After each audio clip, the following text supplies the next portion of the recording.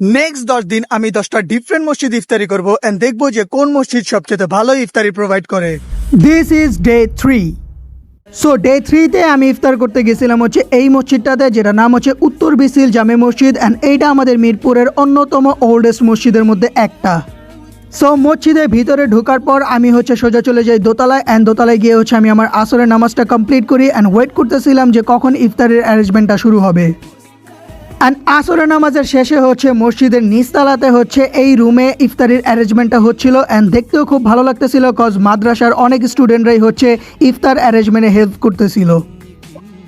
And একটা জিনিস দেখে আমার কাছে বেশ ভালো লাগছে যে ইফতারির অ্যারেঞ্জমেন্টে মসজিদের স্টুডেন্ট থেকে শুরু করে মসজিদের অনেক মানুষই হচ্ছে অ্যারেঞ্জমেন্টে হেল্প করে অ্যান্ড যেটা খুবই একটা পজিটিভ সাইন। অ্যান্ড ইফতারি ঠিক আগ মুহূর্তেই হচ্ছে আমরা সবাই একসাথে বসি ইফতারি করার জন্য অ্যান্ড আমাদের সামনে এই বলটা দেওয়া হয়। এই বলের মধ্যে হচ্ছে আলুর চপ, পেঁয়াজু, বেগুনি অ্যান্ড কিছু ফ্রুটসও ছিল।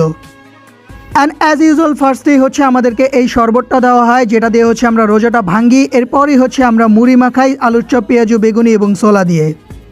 ঠিক এরকম বলে আমরা প্রায় পাঁচজন করে অনেকগুলো মানুষ বসছিলাম আলাদা আলাদা এবং একসাথে সবাই ইফতারি করি, যেই মুহূর্তটা অ্যাকচুয়ালি খুবই দেখার মতো ছিল।